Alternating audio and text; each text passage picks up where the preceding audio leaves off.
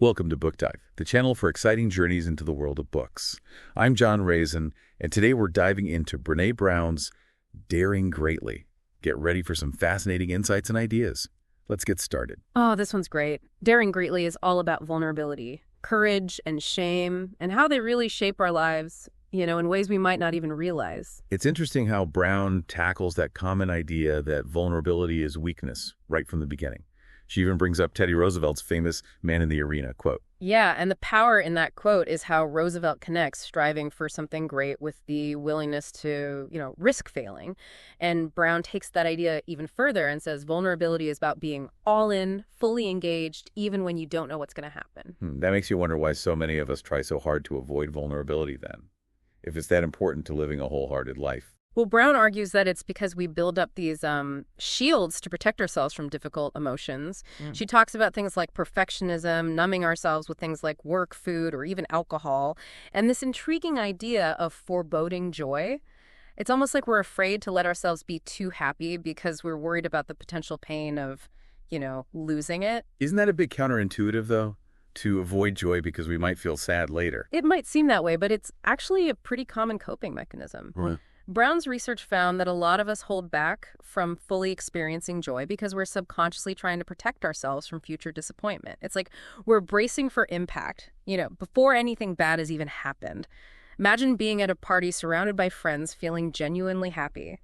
And then that little voice in your head whispers, "This won't last. Enjoy it while you can."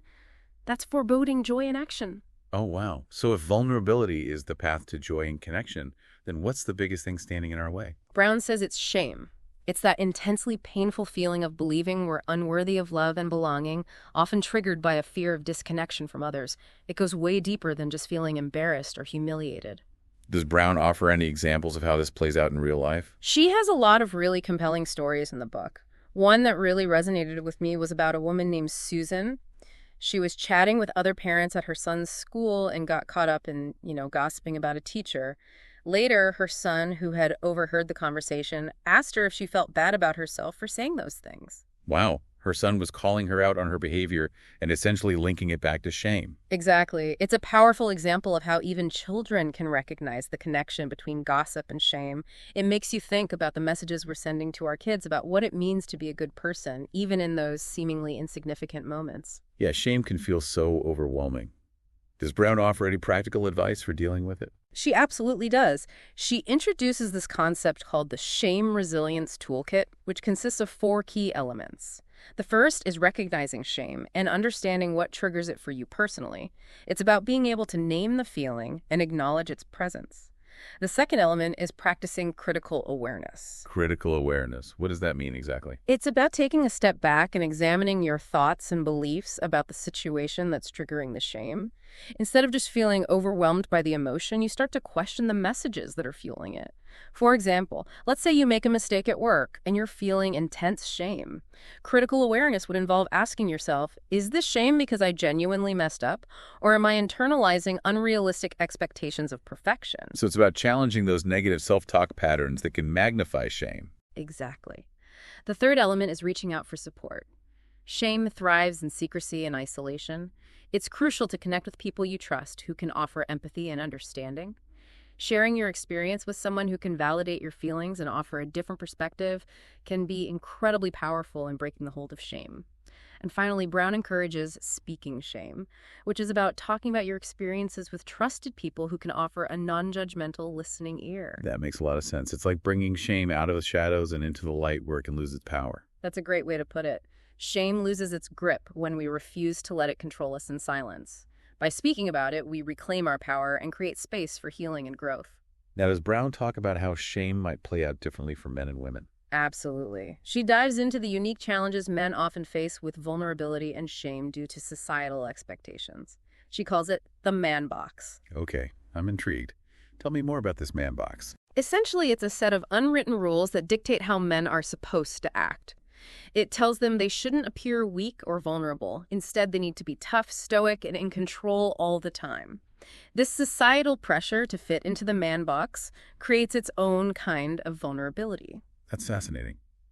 So by trying to avoid appearing vulnerable, men might actually be putting themselves at a disadvantage when it comes to emotional well-being. Exactly. Brown's research found that many men feel trapped by these rigid expectations and end up bottling up their emotions. They may struggle to form deep, meaningful connections, and this can have a ripple effect on their relationships, mental health, and overall well-being.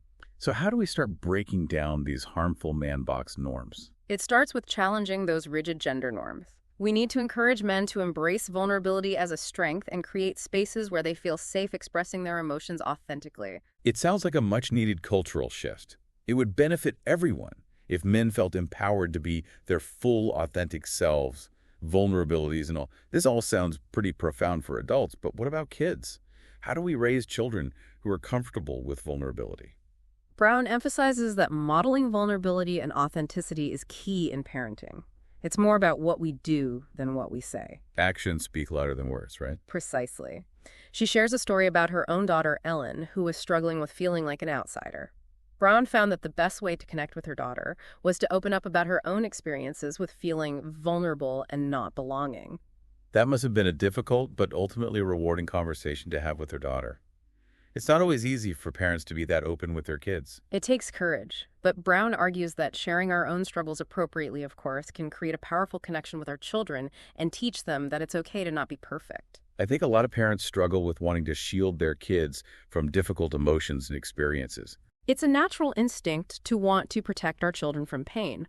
However, Brown's research suggests that by trying to shield them from vulnerability, we might actually be making them more vulnerable in the long run. It seems counterintuitive, but it makes sense when you think about it. We're not equipping them with the tools they need to cope with life's inevitable challenges. Exactly. When we model vulnerability and teach them healthy coping strategies, we empower them to navigate the ups and downs of life with resilience. Now, I'm curious about this concept of minding the gap that you mentioned earlier. What exactly does that mean?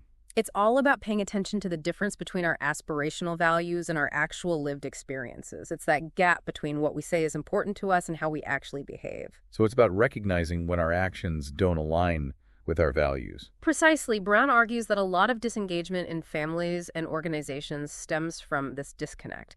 It's like saying honesty is crucial, but then justifying little white lies or cutting corners.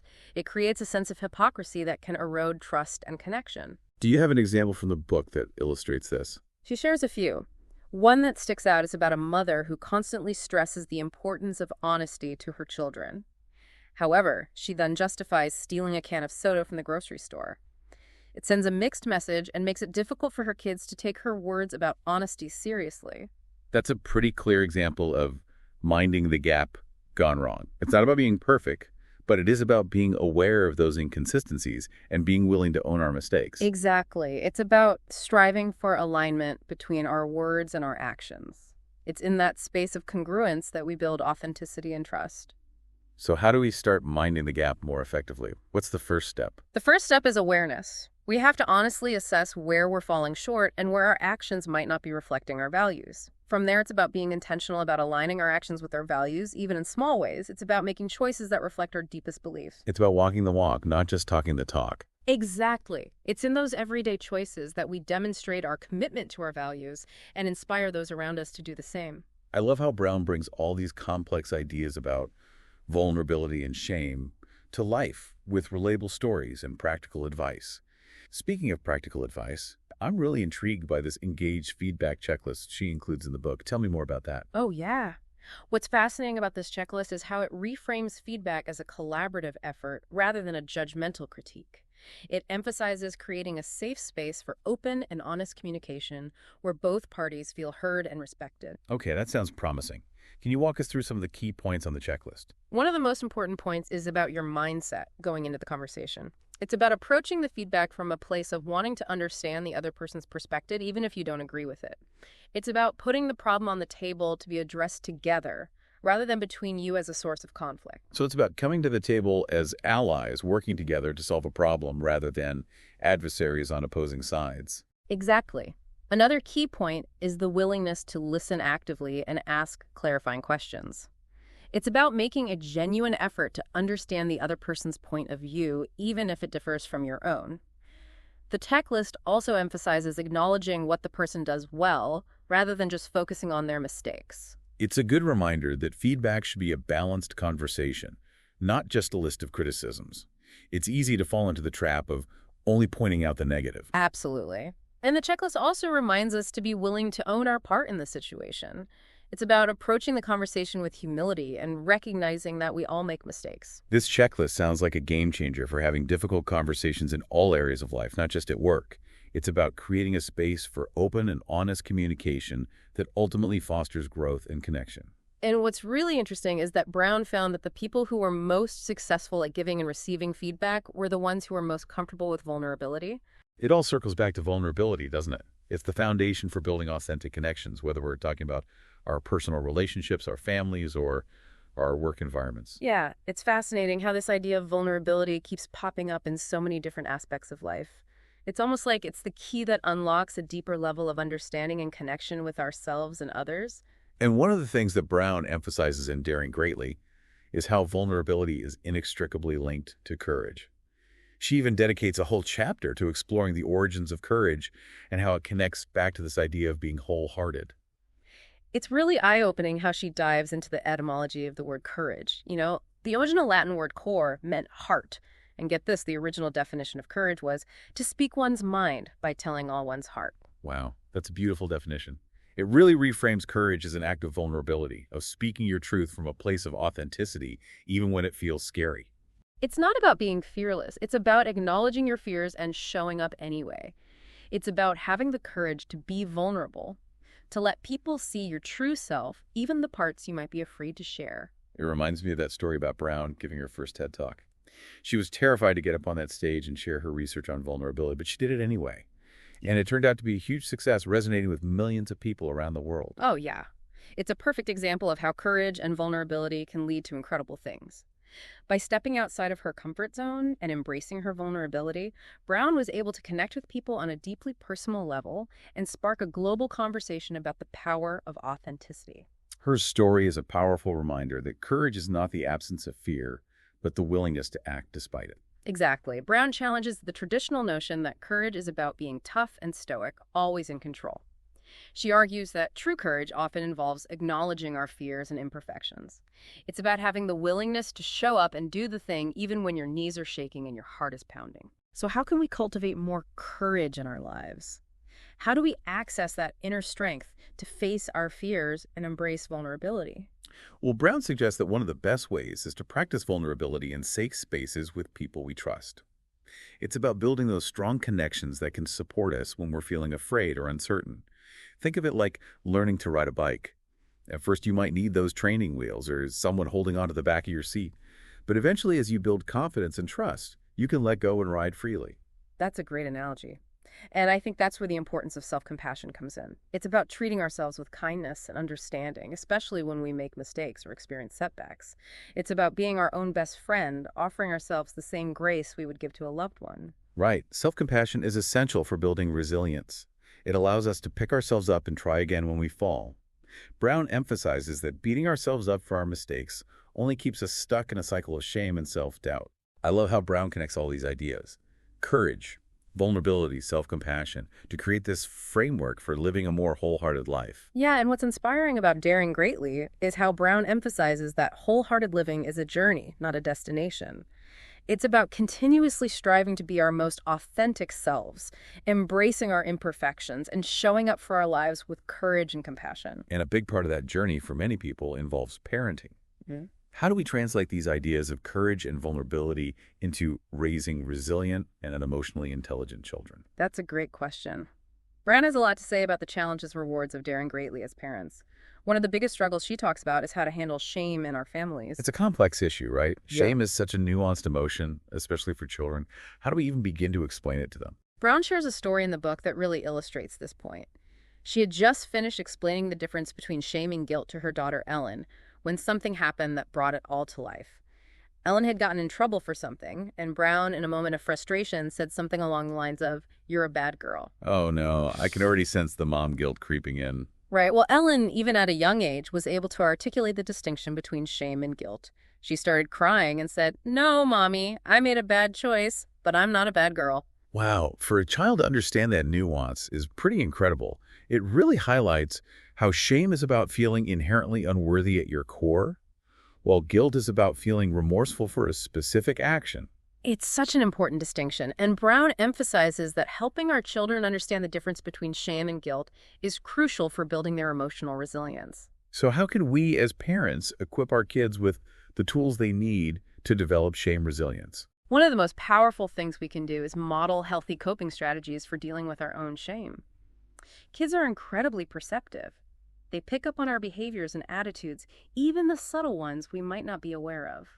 So if we're constantly criticizing ourselves or trying to hide our imperfections, our children are likely to internalize those messages. It's highly likely they're learning about how to be a human by watching us navigate the world. Brown encourages us to be gentle with ourselves and allow our children to see us making mistakes, owning up to them, and moving forward with self-compassion. So it's about normalizing imperfection and demonstrating that it's okay to not have all the answers. Exactly. It's about showing our kids that making mistakes is a part of life and that it doesn't diminish our worthiness. It's about teaching them that true strength lies in the ability to get back up and try again, even when we stumble. And part of that is about being mindful of shame leakage. It's this idea that our own unresolved shame can seep into our interactions with our children, even if we're not directly shaming them. So, for example, if a parent is struggling with body image issues, their child might pick up on that insecurity and start developing their own negative self-perceptions. Precisely. It highlights the importance of doing our own inner work and addressing our own shame triggers so that we don't unintentionally pass them on to our children. That's a lot of pressure. Yeah. It makes you realize how much influence we have as parents, even in those seemingly insignificant moments. It is a big responsibility. Oh. But Brown reassures us that we don't have to be perfect parents. In fact, she suggests that the most powerful teaching moments often happen in those imperfect moments when we allow ourselves to be vulnerable with our children. So it's not about pretending to have it all figured out. Yeah. It's about being authentic and letting our kids see us as real people, flaws and all. Exactly. And Brown suggests that one of the best ways to cultivate vulnerability in our families is to normalize talking about shame and other difficult emotions. It's about creating a space where kids feel safe sharing their feelings without fear of judgment. It's about removing the stigma around difficult emotions and teaching our kids that it's okay to not be okay all the time. Precisely. It's in that space of openness and vulnerability that we create a foundation for emotional resilience and authentic connection within our families. This all makes so much sense. It's about creating a culture of empathy and understanding where it's safe to be human, to make mistakes, and to learn and grow from them. So we've covered so much in our deep dive into daring greatly, from understanding vulnerability to the complexities of shame and recognizing the importance of courage. And it's amazing how these concepts kind of weave their way into so many different parts of our lives, like our relationships, our parenting, and even our workplaces. Yeah, one of the biggest takeaways for me has been Brown's emphasis on that idea that daring greatly isn't about being perfect or fearless.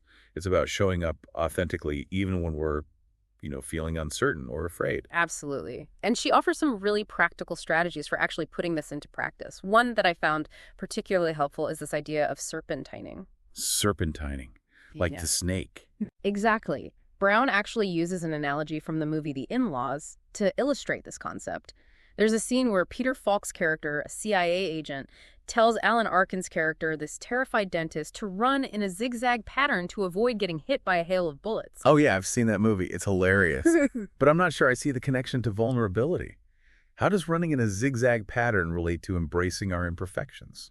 Well, Brown uses this analogy to explain how we can navigate difficult situations by being, flexible and adaptable. It's about not getting stuck in rigid thinking or trying to control every outcome. Instead of charging straight ahead into the unknown, sometimes we need to be willing to swerve and adjust our course. So it's about being able to kind of pivot when things don't go according to plan, to embrace the unexpected twists and turns that life throws our way. Precisely. Serpentining is all about resilience, about finding new ways to move forward when we encounter obstacles. It's about recognizing that setbacks are a part of the journey and that we don't have to have it all figured out to keep moving forward. That's a powerful message, especially in today's world where everything feels so uncertain and unpredictable. It's a reminder that we don't have to let fear paralyze us. We can choose to dance with the unknown, to embrace the messiness of life, and trust that we have the inner resources to navigate whatever comes our way. And Brown emphasizes that this ability to serpentine is something we can cultivate not only for ourselves, but also for our children. Oh, that reminds me of the story in the book about Brown's daughter not wanting to swim the butterfly stroke in a swim meet. Right. Ellen was terrified of swimming the butterfly, and Brown's instinct was to protect her daughter from that fear and discomfort. It would have been easy to just let her skip the race and avoid the potential for failure or embarrassment. But instead of letting her off the hook, Brown encouraged her daughter to talk to the coach about her fears. Yes, it was a tough decision, but Brown realized that by allowing Ellen to face her fear, she was teaching her a valuable lesson about courage and resilience. She was showing her daughter that it's okay to be afraid and that we don't have to let fear control us. And in the end, Ellen was proud of herself for swimming the race, even though it was hard. She realized that she was capable of doing hard things, even things that scared her. It's a beautiful example of how we can empower our children to develop their own capacity for serpentining. It's not about shielding them from challenges or discomfort, but about supporting them as they learn to navigate those challenges with courage and grace. And a big part of building that resilience is about normalizing imperfection, about letting go of the need to be perfect all the time. Absolutely. Brown talks extensively about the dangers of perfectionism and how it can really hold us back from living wholehearted lives. It's a trap that can keep us constantly striving for an unattainable ideal, leading to feelings of inadequacy and shame when we inevitably fall short. I love how Brown talks about embracing the beauty of cracks, about recognizing that our imperfections are what make us unique and interesting. It's a beautiful way to reframe our imperfections. It's about shifting our perspective and seeing those so-called flaws as marks of authenticity, as evidence of our lived experiences. I think a lot of people struggle with letting go of perfectionism. It's so ingrained in our culture, this idea that we need to be constantly striving for flawlessness in everything we do. It's definitely a pervasive message, but Brown offers some really helpful tips for challenging those perfectionistic tendencies. One is to focus on progress, not perfection. It's about celebrating small victories and recognizing that growth is a process, not an overnight transformation. So instead of striving to be the best, it's about striving to be a little bit better than we were yesterday. It's about acknowledging our efforts and appreciating how far we've come, even if we're not quite where we want to be yet. Exactly. It's about embracing the journey and recognizing that true growth often happens in those messy, imperfect moments. Brown also emphasizes the importance of being more compassionate with ourselves when we make mistakes. It's about silencing that harsh inner critic and offering ourselves the same kindness and understanding we would give to a loved one. It's about recognizing that we're all works in progress and that making mistakes is an inevitable part of learning and growing. And self-compassion is so crucial for building resilience. It allows us to pick ourselves up after a setback and try again without getting bogged down in self-recrimination. It's about remembering that we are worthy of love and belonging even when we mess up. This has been such an insightful and thought-provoking deep dive into Brené Brown's work. It's really illuminated the power of vulnerability and courage and how these concepts can transform our lives in so many ways. I completely agree.